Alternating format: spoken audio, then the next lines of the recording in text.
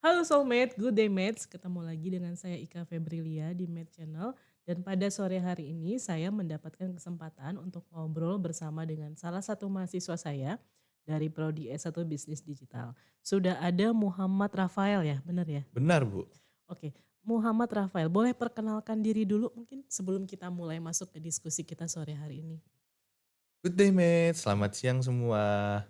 Saya Muhammad Rafael Faruqi Oke. dari S1 Bisnis Digital UNJ angkatan 2022. Sebelumnya terima kasih Bu Ika Ya. atas ajakan diskusinya untuk hari ini. Alhamdulillah saya sehat. Mungkin soulmate bertanya-tanya nih, Bu, apa Hmm. yang akan kita diskusikan kali ini? Saya juga penasaran tentunya. Oke, kita akan bahas tentang sesuatu yang menarik ya, yang berkaitan dengan aktivitas kita sehari-hari. Nah, kenapa saya bilang menarik? Karena subjek dari pembahasan ini adalah kita sendiri nih sebagai konsumen. Yang kita akan bahas tentang perilaku yang mempengaruhi keputusan kita sebagai konsumen ya, atau proses decision making. Nah, sebelumnya apa yang Rafael tahu nih tentang consumer behavior atau perilaku konsumen? Yang saya tahu nih ya Bu, consumer behavior ini Mhm. merupakan studi mengenai bagaimana Mhm. tindakan individu itu membeli, memilih, dan menggunakan produk atau jasa dalam memuaskan kebutuhan dan keinginan tiap individu, Bu. Oke, dan perilaku konsumen ini seperti yang sudah saya sampaikan tadi juga mempengaruhi ya dalam pembuatan keputusan konsumen pada akhirnya. Benar, Bu. Nah, kenapa dikatakan penting? Karena konsumen ini menentukan pembelian suatu produk itu dengan melakukan pertimbangan, Bu, Ya. dan perbandingan terhadap produk-produk lainnya. Kira-kira agar pendengar lebih mengerti soal perilaku konsumen ini, ada gambaran nggak, Bu? Seperti apa contohnya? Oke, jadi konsumen pada saat melihat sebuah produk gitu ya, akan muncul satu dorongan dan berpikir apakah produk tersebut layak untuk dibeli atau tidak. Kemudian mereka juga mempertimbangkan berbagai faktor sebelum melakukan pembelian gitu ya. Kemudian konsumen akan mengolah berbagai informasi yang mereka dapatkan. Kemudian baru setelah itu memutuskan kira-kira apakah akan membeli produk yang bersangkutan itu atau tidak gitu ya. Oh, begitu ya, Bu. Sebelum itu, saya agak penasaran nih, Bu. Bu Ika ini tipikal yang lebih memilih untuk berbelanja online kah? Atau offline seperti datang ke convenience dan retail store? Apa tergantung produk Ibu yang ingin beli? Atau perbedaan harga? Atau mungkin ada alasan lainnya, Bu? Oke, saya tuh tipe konsumen yang mungkin keduanya, Rafael. Jadi ada beberapa, eee, part di mana saya suka belanja online gitu ya, tapi ada juga yang istilahnya kalau kita pengen lihat tampilan visual secara langsung, maka kita akan lebih memilih untuk berbelanja secara offline gitu ya. Betul sekali, Bu. Apalagi kalau misalnya kita beli produk yang berkaitan sama fashion misalnya. Kadang kalau misalnya nggak dilihat dulu, nggak dipegang dulu bahannya, itu kita jadi kayak penasaran ya, ini Oh kayak apa iya, ya iya, gitu ya. betul betul, Tapi Bu. dengan kalau misalnya kita datang langsung ke store-nya, kita lihat barangnya, tampilannya, kemudian kita pegang bahannya oke, berarti kita baru bisa memutuskan untuk membeli si produk yang bersangkutan gitu ya. Nah, kemudian Rafael sendiri punya cerita menarik nggak soal perilaku konsumen ini? Saya itu ada kemarin itu ada project dengan teman-teman saya Ya, untuk menganalisis suatu perilaku konsumen dari salah satu retail store besar di Indonesia, Bu, apa tuh yaitu Kakavi, Bu. Kak Kavi? Kakavi ini didirikan oleh Kakak Group pada 4 Maret 2020. Nah, kami ini melakukan analisis di beberapa tempat yang Mhm, berbeda, Bu.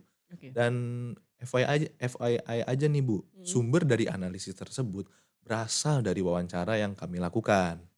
Oke, jadi kalian mengobservasi, kemudian juga melakukan wawancara ya terhadap beberapa konsumen Kakavi di berbagai store Kakavi yang berbeda gitu Iya, ya? Bu, benar sekali. Oke. Kemudian berarti wawancara ini mengandung informasi mengenai bagaimana konsumen memproses keputusan, serta faktor-faktor apa yang mungkin mendorong konsumen sehingga akhirnya memutuskan untuk membeli produk di Kakavi. Benar begitu ya, Rafael? Yes, benar banget, Bu. Di mana ternyata hasil ini menunjukkan hal seperti persepsi harga, selera konsumen, dan kelengkapan produk itu menjadi komponen teratas Ya. dalam konsumen untuk membuat keputusan, entah melakukan pembelian atau tidak. Menurut Bu Ika ini, apa 3 hal tersebut itu Mhm. adalah hal yang wajar, Bu? Ya, itu wajar sekali ya, normal sekali untuk sebuah, retail store gitu. Apalagi kalau misalnya kita bicara tentang ilmu marketing, harga tuh menjadi komponen utama yang menjadi pertimbangan konsumen untuk memutuskan membeli produk gitu ya. Jadi semakin tinggi nilai atau value produk, konsumen biasanya akan membandingkan gitu ya harga dari sisi Hmm. harga juga. Kalau misalnya mereka merasa value yang diperoleh senilai dengan harga atau uang yang sudah mereka keluarkan, maka produk tersebut bisa kita katakan produk yang worth it untuk Worth it ya, dibeli. iya benar Bu. Oke. Di sini saya sudah memberikan lanjut lagi ke hasil wawancara dari Kak Kaffi yang kami Oke. lakukan. Ibu di sini bisa lihat hasil dari wawancara di sini Bu. Oke. Dari hasil wawancara tersebut, yang Mhm. menariknya itu hampir semua narasumber menyatakan bahwa ternyata kelengkapan produk dan harga itu merupakan komponen terpenting, Bu. Persepsi harga produk sendiri merupakan suatu cara bagaimana konsumen memandang dan menilai harga sesuai dengan persepsi pribadi, Bu. Oke, jadi ini seperti yang tadi saya sudah sampaikan sebelumnya ya, berarti kemampuan membeli yang mereka keluarkan, itu mereka nilai sebanding atau tidak dengan manfaat yang akan didapatkan gitu ya. Jadi dan ini menurut saya sangat realistis ya untuk hasil wawancaranya. Ya, itu benar sekali, Bu.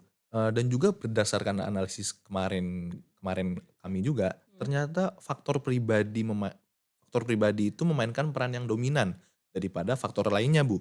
Karena hasil wawancara menyatakan bahwa konsumen melakukan pertimbangan keputusan dengan meliputi besaran penghasilan, kebutuhan, selera, lifestyle, maupun kepribadian, Bu.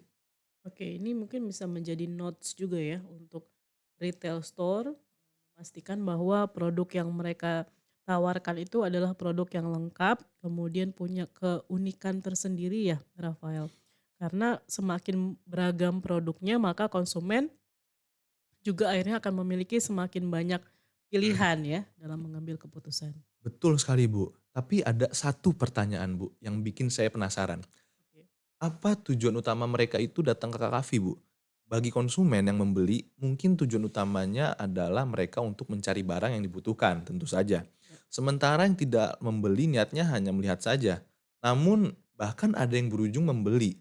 Menurut Bu Ika ini, apa hal yang mendorong konsumen tersebut dalam merubah pikiran mereka yang tadinya tidak ingin membeli menjadi melakukan pembelian, Bu?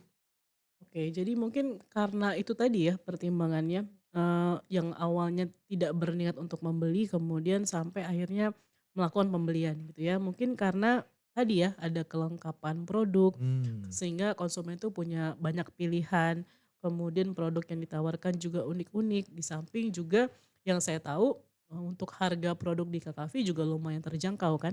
Lumayan, Sehingga Bu. akhirnya konsumen yang awalnya mungkin cuma pengen lihat-lihat aja, akhirnya sampai kepada keputusan pembelian. Berarti kita ini balik lagi dong, Bu, Ya, ke, yang hal-hal lain yang mungkin narasumber pertimbangkan dalam membuat sebuah keputusan. oke. Semisal faktor pribadi menyangkut selera dan keinginan, atau kebutuhan lain yang tidak mereka sangka-sangka setelah melihat produk-produk Kakafy yang ada di sana.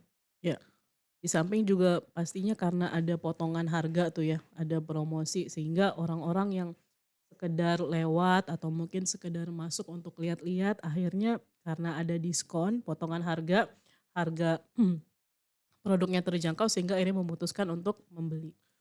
Ya itu kayaknya diskon dan Ya. potongan harga itu sangat sangat berpengaruh ya, Bu. Betul betul. Dan rata-rata sepertinya konsumen Indonesia suka sama Wah, diskonnya. tentu Termasuk saja. Rafael ya? Saya juga suka, Bu, Betul nyari betul. barang yang emang diskonan Yang gitu, Bu. diskonan, oke. Oke, kemudian hal terakhir yang saya notice ini, mengenai kesimpulan secara keseluruhan Dari wawancara nih, Bu, wawancara ya? heeh, Oke.